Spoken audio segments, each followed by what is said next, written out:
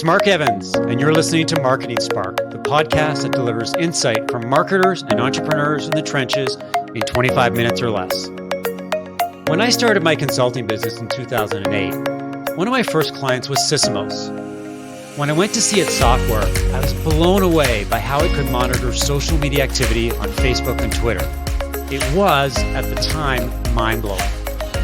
When I heard about Lately, it was deja vu all over again. Its technology, which turns content into social media updates, is impressive, and its customer growth has been astounding. I'm excited to have Kate Chernis, Lately's co-founder and CEO, on the podcast. Welcome to Marketing Spark. Thank you so much, Mark. I actually got some goosebumps there for a second because I know what it feels like to see something and be like, oh my gosh. And it's a fun feeling because you want a piece of it, You want to be in the club. And all the time that I've been doing marketing for B2B SaaS companies, I can't say I've been blown away that often. Once in a while, you come across a service and you go, man, this is super impressive. In fact, so impressive, I wish I was working for this company. But, and that's the thing that I got when I saw Lately. It really is a pretty astounding piece of software. And that's why I was so excited to have you on the podcast to really get into the platform and your story, which is very interesting. Talk about your view of social media and content marketing and all the things that are impacting marketing these days. Why don't we start by talking about what Lately does and why a growing number of companies are enthusiastically embracing it? I mean, this is a product that when a lot of companies see it, and agencies for that matter, it's a must-have.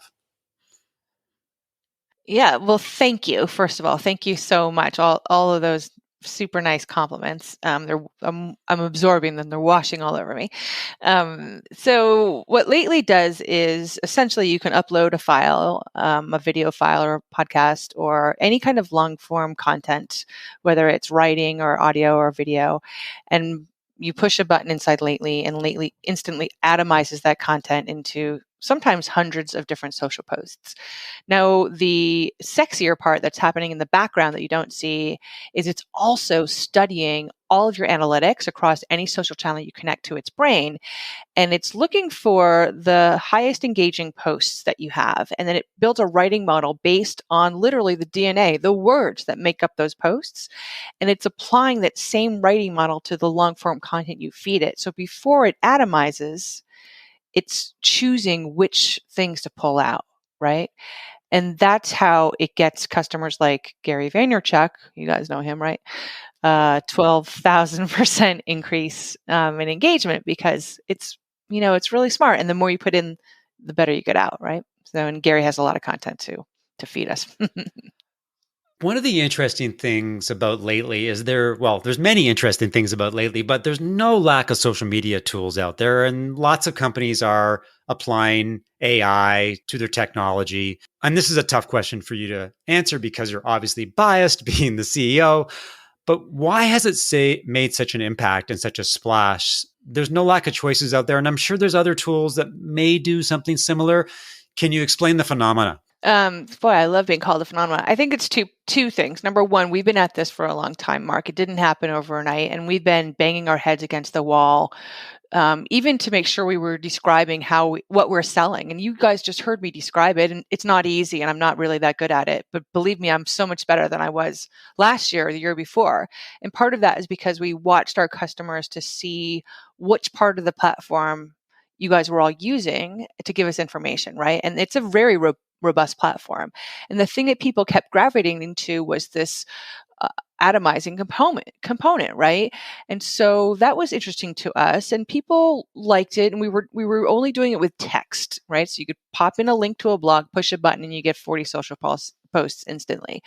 But when we added the video clip component, that really changed everything. And I think it's because it's for a couple reasons. I mean, and we had COVID at the same time here, right? So first thing that happened was Gary V saw Lately in that form. He'd seen it before, but he saw it in that form and instantly built his Twitter channel, Team Gary V, out of that.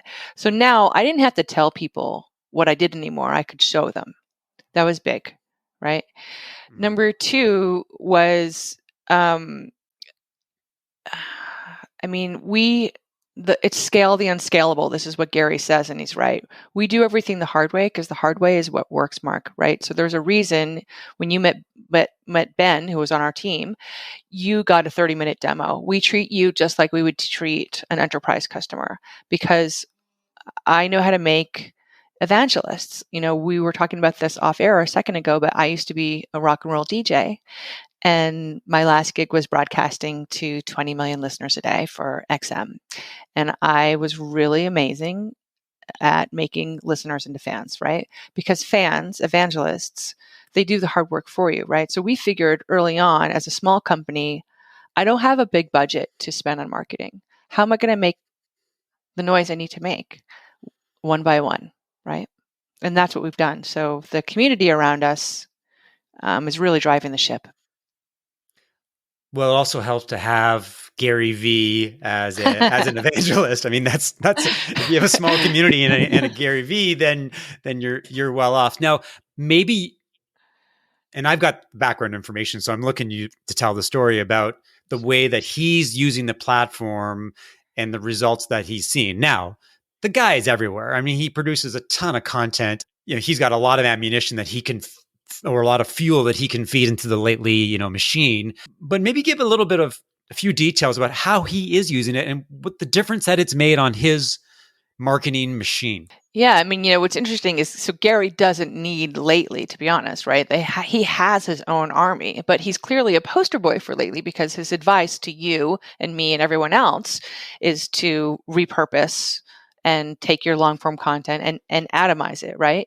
And so he knows that. And it's interesting. I was just talking to their team now because we're trying to figure out, like, actually, what is the use case for Team Gary V when he's not really my target, they do see a 12,000% increase in engagement. And that's so much because the more you teach the AI and the more you give it, the faster it can learn, but also because there's that pain of unlock, Mark, right? And you have this pain. I certainly had it. Just imagine the time it takes for you to create a blog, right? It's about 3 or 4 hours of writing time. And then you have to promote it. Most people kind of mail it in right there. They do 1 or 2 social posts and that's it. And to me and to Gary, that's a huge waste of time. So like that unlock idea, like how do we not just toss into the wind the time is taking me and you to record this podcast right now, right? And so I learned that it's the after the fact marketing is infinitely more valuable than butts and seats, right? And Gary knows that also. That's why he atomizes his content like crazy, and he's trying to milk it for everything it's worth. I think of it as like garlic, right? I was just chopping garlic last night, and every little bit that is on my knife has to make it into the pan. I'm kind of, because it took me a long time, Right. to do that. I don't want to lose those morsels. So that's partially why as well. And as we've been growing the company, we have to go up before we can go down, like Salesforce, right? So my job now is to sell to larger companies so that there can be a time where I can create a long tail and sell to all of Gary's fans, right? For like some normal price, like $20 or $40, right? That's what I want. And we will get there. And the best part about working with him, by the way, is like knowing that there's both a long tail of that smaller customer, and then there's the larger customer, like all of the VaynerMedia clients, right? And we have both of these clients, which I'm just tangenting a little bit, but it's all connected. This has been part of our struggle. Is like, who is Lately's customer? And it does vary from small, medium, and large customers. It's not micro customers, micro marketers, right? But yeah, so it's the learning experience, as you can tell. It's ever present and slightly overwhelming. Well, that's the thing about being an entrepreneur is it's a classic line, be careful what you wish for because it might happen, right?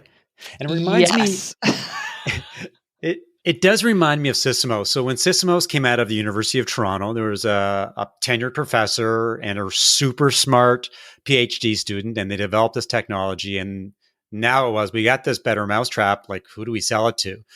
And in their case, they went to PR agencies who had clients, and the clients wanted to buy a social media monitoring tool, and they saw it as a money-making opportunity. The agencies would buy it once and sell it again and again and again.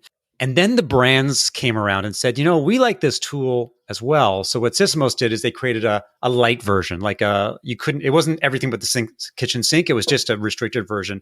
All of a sudden they had two products. And that's the curious thing about lately right now is who is your customer? I mean, other than Gary Vee, is it agencies? Is it enterprise customers? Is it guys like Gary Vee who are one-man bands? I mean, do you have an Yeah. ideal customer right now, or is it basically anybody who can pay the bills? Yeah, so we just went through this, and we did what's called a right size pricing with one of our advisors. Right size pricing, that's it, and really started to spell out who is the personality of the customer. So we lately, again, is a very robust platform. It's not just a one-trick pony, and the reason we did that is so that we can appeal to all these customers. So we have what I call social animals. So that is that one man or one woman band who not only creates content and has, it ad nauseum, but the pain of unlocking, but also is someone who's publishing on Twitter or LinkedIn like several times a day, every day, right? So those are one kind of customer. We work with agencies as well, because we give them a lot of ability to publish across all the places and marketing and planning and all those kinds of things and analytics, but really easy for them to have a single login. So, they can access, if they have, 200 customers or 5 customers who had 20 channels each, it's really easy for them to bounce in and out.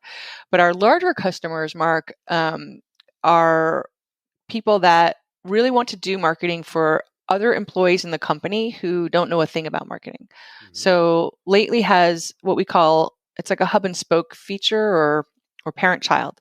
So one parent, like a CMO, can use the AI to create content for any employee. It could be salespeople, it could be employee advocates, could be executives, anyone who wants to talk about the company on social but doesn't want to make a mistake.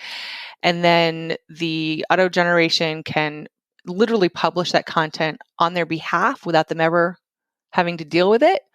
Or it can give them the ability to edit and customize it as they like. So that's how we are able to sell tens, hundreds, thousands of licenses into a single company. And we Yeah, market to them all the same way, by the way. right. So that's the lucky trick. Before we sort of dive into the platform itself, maybe just get you to elaborate a little more on the backstory. Now, there's two angles here. One is the backstory of you, the big time DJ. Like, how did that happen? Where did you start? That kind of thing. And the other thing is that from what I've heard, Lately isn't a company that was created by a couple of geeky engineers working in a basement fueled by Red Bull. This is No. a different type of founder story, which I find to be fascinating. Particularly on today, we were recording this episode on International Women's Day, so this is the timing is pretty good. Talk about both stories. I mean, you've got two careers, both super successful. How did that happen? Boy, thank you so much. It doesn't feel like that when you're in it, because you're just always in the slog. Or I am. I have that special gift of seeing the glass, half empty. But yeah, in radio, I was really lucky, Mark, because I was in a format. It's called Adult Album Alternative, or AAA, and it's designed to play the albums that you have at home. I'm 47, so I'm old enough to have albums. And meaning, everything from rock to folk to blues, reggae, that kind of mix. But then also the album cuts, not just like the radio singles, which is also what we often like. And that radio really focused on theater of the mind, and meaning the listener's obligation to fill in the blanks, right? To participate in that conversation. And then my job as the DJ, as the host, the programmer, to make you feel like you have a voice, even though I'm the one with the mic, right? And this is what we talked about, making listeners into fans, So as I was learning how to do that, I learned something about the neuroscience of music that tells you when you listen to a new song, Mark, your brain must instantly access every other song you've ever heard before in order to place that new song in your memory banks, into your library in your brain. And when it does that, it immediately taps into nostalgia, right? So this rush of emotion comes forward when you hear music, because it's your brain is looking for the familiar touch points to know where to put that song. And your voice is a frequency. So when you hear me, or when you read the text I wrote or the text someone else wrote, you hear their voice in your head, right? Same idea. And your brain is looking to put it in some context to make it familiar. And this is all sales and marketing. I'm trying to sell you something new and put it into a context that you're going to feel comfortable, right? Trust me, and then buy it. Mm-hmm. And so this all ties into our AI, right? As you can see. So from radio, so here I was at XM in this wacky format. We were not live, actually, we were recorded, but we left in a lot of mistakes and did other things to be perceived as live, to again create that trust factor, that human element, and it wasn't the right move. I wasn't in the right place, and the universe was trying to tell me, so I was a boys club. I was sexually harassed every day. My one of the things my boss would always say to me was, "Hey Bradley, are your hands clean?" Meaning, can you hold my dick while I pee? Yeah, real talk here, right? Mm-hmm. And even I participated in the sexual harassment because it was part of the culture. It was normal. We didn't know. This is 2004, 5, 6. So the language Me Too wasn't around. And there was a hostile work environment, which I didn't even know what that was. And I just remember telling like family and friends, like, this is so stressful. My boss would like be yelling at me in a little sound booth, and like I would just absorb it, and not yelling at me, but yelling about whatever going on. And it was just so tense. And my body was starting to shout at me, and I had all these ailments. I was incapacitated. Eventually, I couldn't type at all without any pain, without extreme pain, like debilitating pain. And this is a long story, but so I was scared, Mark, because suddenly I couldn't work. Everything was on computer, everything was email, and mixing songs, like the sound files we're seeing right now go by us. Like I had to touch those every day, and I couldn't anymore. So I learned about Dragon Naturally Speaking, which is the voice activated software I use today. I don't type today. I use my voice. Isn't that ironic? I'm still talking for a living. Interesting. So I learned how to use it. And XM didn't believe me because my hands looked fine. It didn't look like there was something wrong. And people didn't know about epicondylitis and tendonitis, really. And so I moved to another music company. And it was the same thing, another boys club. And nobody believed me that something was wrong with me. And I cried a lot. I was really angry and scared and frustrated. And I didn't know what to do. And my dad had enough. And one day I was just crying uncontrollably. I used to smoke a lot of cigarettes too. So I was like Pigpen, but full of anger. You know what I mean? Yeah. And my dad just lovingly shook me by the shoulders and said, "You can't work for other people. And there's no shame in that." And so a light went on, obviously. And I thought, oh, there's another way. Did not know that. And my husband was so thoughtful. My boyfriend at the time, he went out to the bookstore and bought me Guy Kawasaki's Art of the Start. Do you know that book? Yeah. Yeah. Yeah. Yeah. It is really interesting to see how people fall into entrepreneurship. Some people are natural entrepreneurs right from the get-go. They've got lemonade stands. They're buying 10 packs of gum for $1 and sending them for 25 cents each. I mean, and people like you and I do it by accident. It's different. It's not by design. I never thought I'd be an entrepreneur. I was a journalist. Yeah. I loved being a journalist and then I wasn't a journalist anymore. I was an entrepreneur. Do you find like I need this catalyst all the time? Like as I look, so my dad was one. There's been a number of people who see something I don't see, and I need them to point it out to me, so that, and that's what changes the channel, is that awareness that I didn't have for some reason, Yeah. Well, I was a long-time employee. I liked being an employee. I liked getting a paycheck. It was all good. And then I got laid off and I got a severance package. And I said to my wife, if I had gotten 6 months rather than 3 months, I'd do my own thing. I would hang up my own shingle and I would become a consultant. And she said, and the word she said to me, I always remember them. She said, well, why don't you make 3 months severance last for 6 months and do your own thing? And that's what I did. By the It's way, amazing. that idea is like working for people. I'm not sure if the people you were working for were assholes or not, but like that was a light bulb to me, is like the literally the pain of working for in an environment where that was happening versus the quote pain of not knowing where your next paycheck was coming from. The first one was way worse, right? Whereas for some people, that's not the case. It's terrifying to not know where your paycheck's if you're gonna get one or not, right? Well, that's why not everybody's an entrepreneur, because it's a 24/7, always on, great highs and great lows. And if you can't handle it, then do something else, get a paycheck. You went from that, and your boyfriend, soon to be husband, said, do something else. What happened? Because eventually you ended up doing marketing. How did you go from DJ to marketing? Was it by design, or did you just kind of fall into it? More falling, yeah. So that week, so my dad said, work for someone else, work for yourself. And David got me the book. And the next day I met a couple of angel investors by accident. I didn't know that they were angel investors. And they essentially said, we love you. Let's start a company. Here's $50,000. We were off. And we started a music tastemaking company. It was like a miniature radio online. And as I was marketing that, my aunt said, you're really good at marketing that. Would you come and consult this project I'm working on? We'll pay you a lot of money, more money than you're making. And, you can say goodbye to the music industry. And that sounded really good to me, Mark. So she put me on the Walmart account. Nice way to start.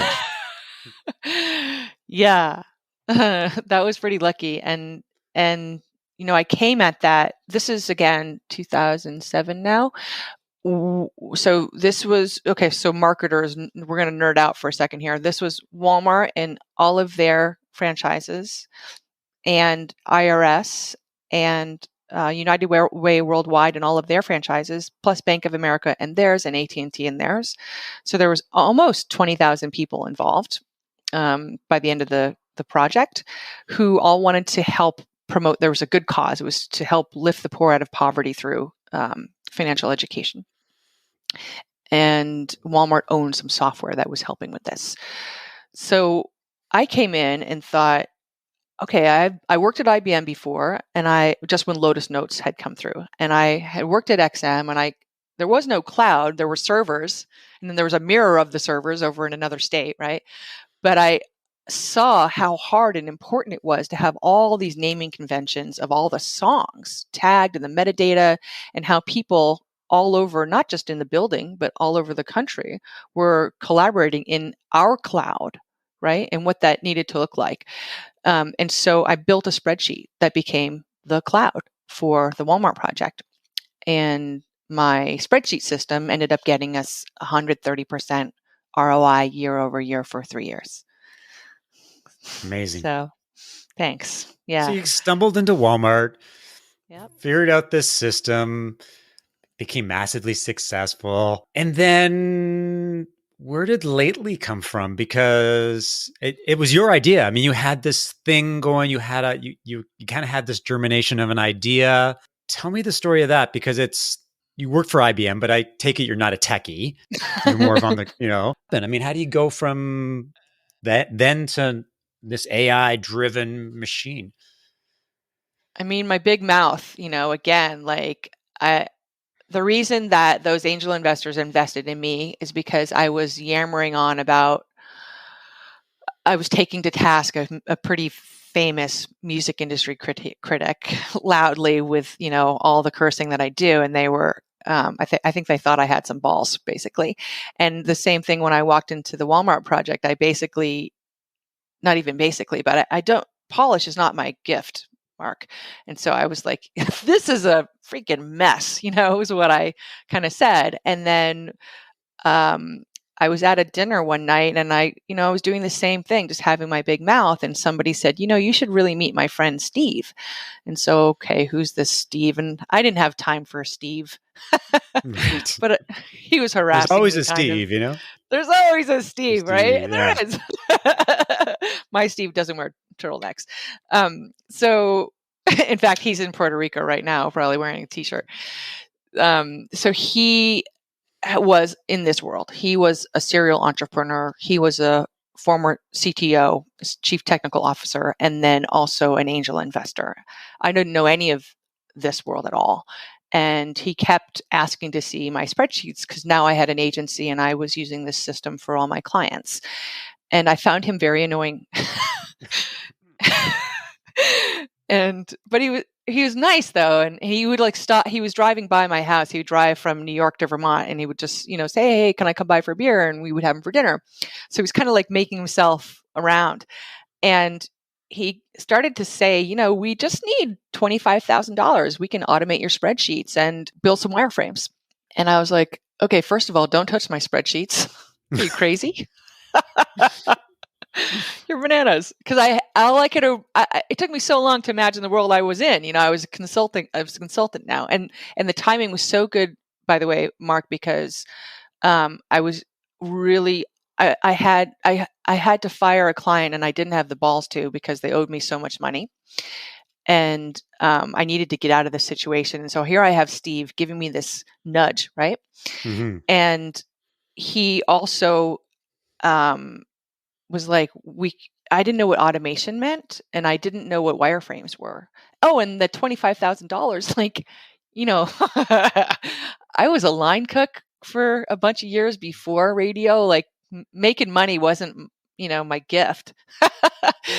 And I just thought he was crazy, totally crazy. And we'd saved both me and my husband, both music industry people, had saved like crazy to buy our first house, which is what we were doing. And Steve ended up taking the $25,000 out of his own pocket and bringing in Jason, my other co-founder, to my house one night. You'll relate to this. Like, I was a consultant, and so I got vacation when my clients got vacation. So it was Christmas, and I was on vacation, and it was Sunday at 8:00 at night, and they wanted to come by, and I had 2 glasses of wine in me already, and I was pissed. That's the best time to negotiate the launch of a new company. I know, right? And then I saw what they built, and I was like, oh, Steve says I was much nicer to him after that. I guess we talked about becoming an accidental entrepreneur and then becoming an accidental B2B SaaS entrepreneur. It's a great story, Yeah. and Thanks. it's been amazing to see how lately it has evolved. From your perspective as somebody who's had a very varied background, what are some of the biggest challenges of running a fast-growing company, personally and professionally? That's the best question, really. I mean, the biggest job is I've got 50 houses on fire at any time, and my job is to figure out which ones gets the water, right?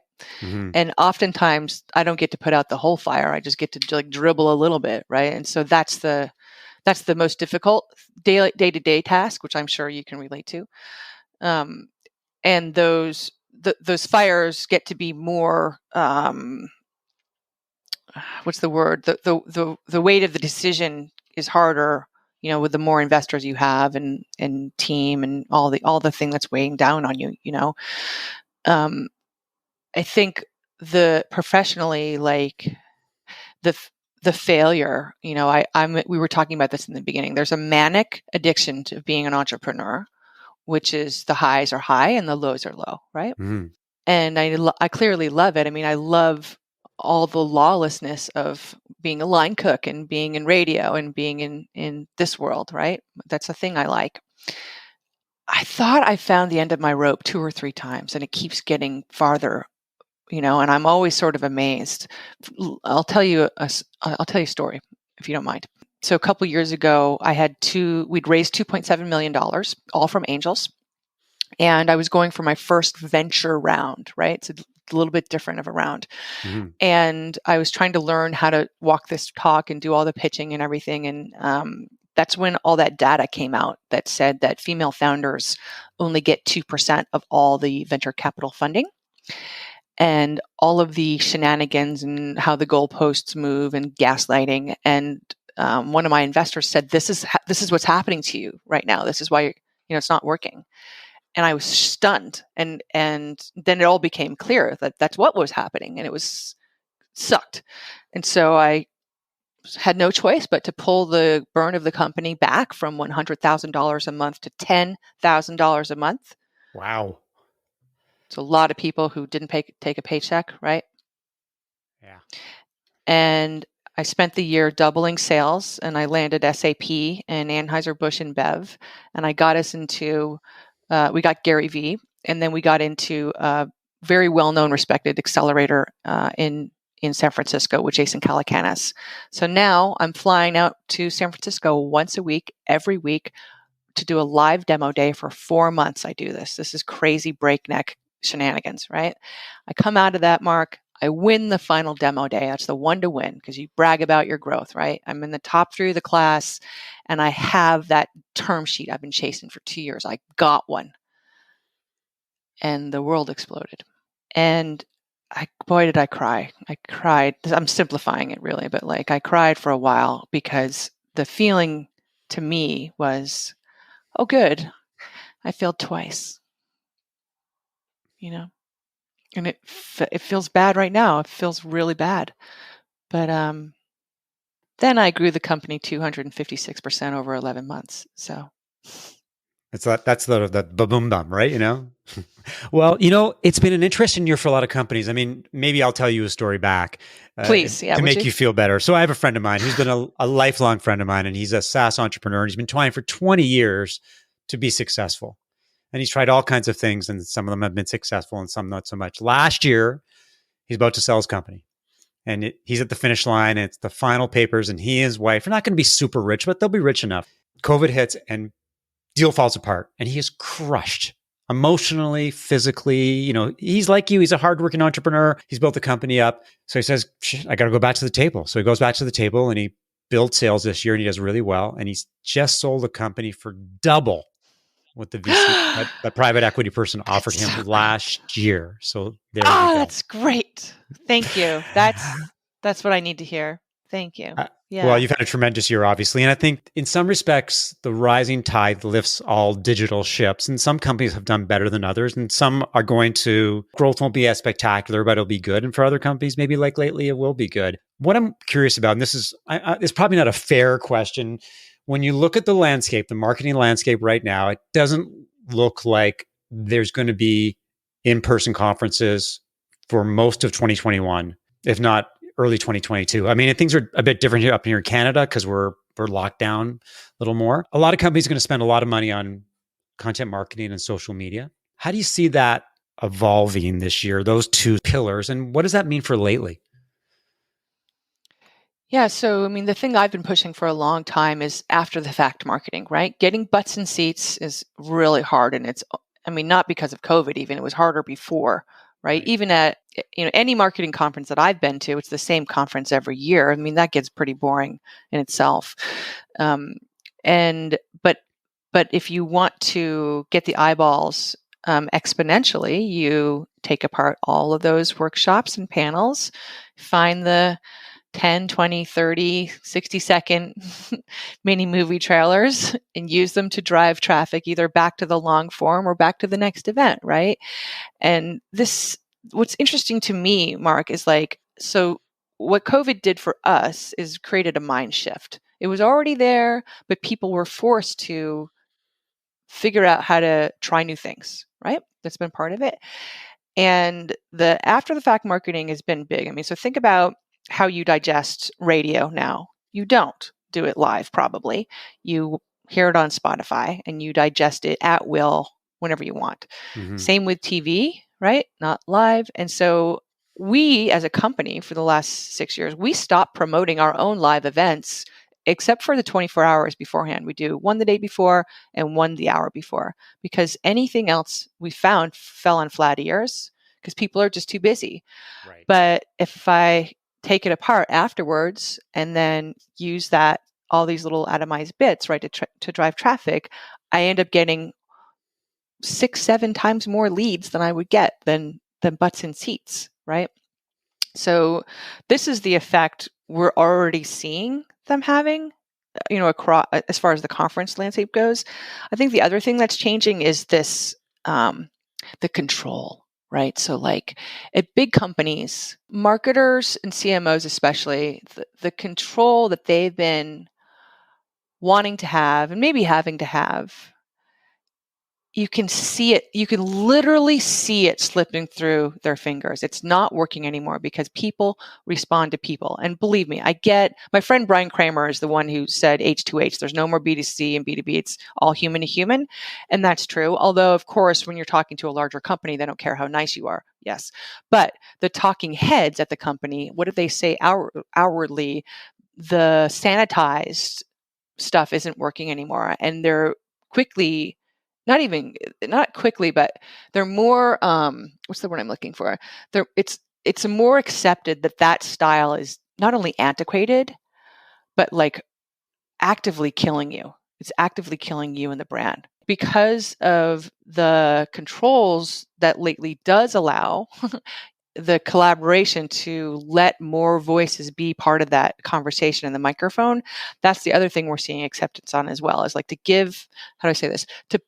I don't need to be the only one on the cover of the magazine. You can be, and Lauren can be, and Chris can be. And that's what I'm seeing other companies do as well, is like give more voices that microphone.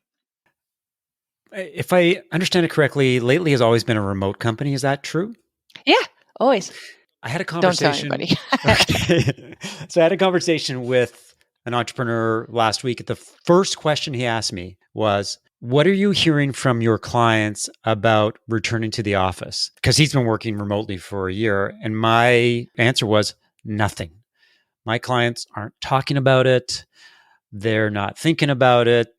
I mean, they can see the light at the end of the tunnel, but it's not terribly tangible right now. So I'm wondering, if you're an entrepreneur and you're not quite sure, and your employees are happy and productive working from home, but you've got this office space that may expire in a little bit, what's your advice to them in terms of how you manage your people effectively when you can't see them other than on a Zoom call? Yeah, so it's a good question, because people do have different needs, and we've hired people that don't have that need on purpose, Mm-hmm. right? So people who very much are wild horses can run autonomously. I mean, this is a huge part of our culture fit, you might say. But also, Mark, like we've trained people to be able to give you that hug over Zoom, right? Mm-hmm. From the beginning, because we know that that's part of the evangelism kind of thing, right? I personally am the kind of person that eats lunch standing up at the fridge if I eat lunch, it's a waste of my time. I save my, that's how I am. So I hate the water cooler, and because I feel like it is a waste of time. I'm always trying to think about how I can get something done if I'm sitting somewhere or focused. And so I think like first understanding there are always broadcasters and fans in the world, right? And sometimes you're both. There's nothing wrong with being either one, but you have to understand who your employees are and where they fall there. I think equipping them with there's things to equip people with, like, for example, if you're going to be doing Zoom calls all day long, it's not enough to look for women. Let's just say everybody wants to look pretty, and people are buying more cover up and self tanner. I mean, this is a known fact, right? But also, how can you look at the camera differently? This is what we do. Like Lauren is actually always slacking me. She's like, "You have bitch face on, smile." Right? Because this is about sales and all that kind of stuff. If you're doing a Loom videos for your customers, are you looking at the camera here? Is it over here? This is the kind of stuff that we've learned to translate from before, and to force people, by the way, on the other side to have their camera on. Like this is being from the beginning. We don't take a meeting if you're going to be on your phone driving.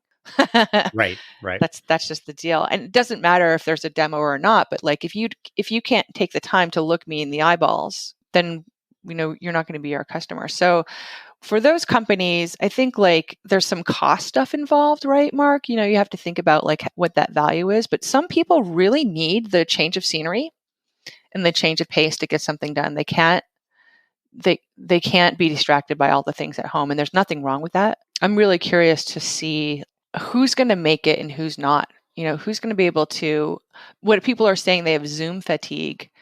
That's because they're having cocktails with their family on Zoom and friends. Right. Stop that. But I'm curious, and I guess you'd have to really start to listen to people and find out, you know, what their social needs are too. I'm not an introvert by any means, but like I'm not in retail for a reason. I hate people. Don't tell anybody. So I'm glad, you know, when I shut this thing off at the end of the day. I mean, my husband, we watch TV at night and eat dinner like that because I already talked all day, you know? I don't want to talk anymore. You know, it's going to be interesting because there are some people who, like me, probably like you, who like working at home, doing what you want. And there's some people who need that social interaction. And I think particularly younger people who that social networking is really important to them, and that interconnectivity and, you know, the opportunities to rise in the ranks. They feel that they got to be close to the boss. That may be more important to them than older people. But I think it's going to be a really fascinating year. I think it's going to obviously be a very exciting year for Lately. Sorry, really, to interrupt you. So we do have an offsite every year. That's our one like gathering time, and it's here at my house. And everybody comes and they spend the night on the floor downstairs with their sleeping bags. And we're like between 17 and 62, so we're not all young, right? And we do a crazy thing together, like we went skeet shooting or zip lining, and we cook a meal. And there's no work talk, but it's the most fun time of the year. Enjoy it while you can, because at some point in time, you may have to either buy a bigger house I know. move to another location.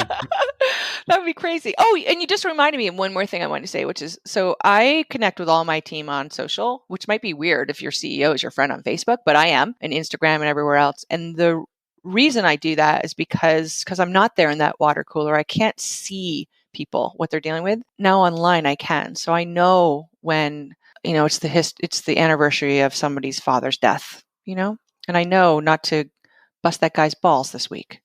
We're all going to use different tools and different ways to connect with people, but yeah, the future is whatever you want to make it to be, and we'll see what happens in 2021. Listen, this has been a great conversation. At the top of the show, I told people that this would be a podcast that happens in 25 minutes or less, but you have broken my rule. I know. You now have the distinct honor of being the longest talking person on my podcast in the last year, but I'll let you off this time. Job hazard. Yeah, exactly. Well, yeah, you've got to. Hey, this has been great. We had a few bumps along the road trying to get this interview arranged. There's another Mark Evans apparently out there who's stalking your email. I don't know what's going on. One final question. Where can people learn about Lately and yourself? You're a doll, Mark. They can learn about us at www.lately.ai, and me and Lately, we're in all the places at Lately AI, and we're very friendly, as you know. We're also a little wacky. Thanks for listening to another episode of Marketing Spark. If you enjoyed the conversation, leave a review and subscribe via iTunes or your favorite podcast app. For show notes of today's conversation and information about Kate, visit marketingspark.co/blog. If you'd like to suggest a guest or learn more about how I help B2B companies as a fractional CMO, strategic advisor, and coach, send an email to mark@marketingspark.co. I'll talk to you next time.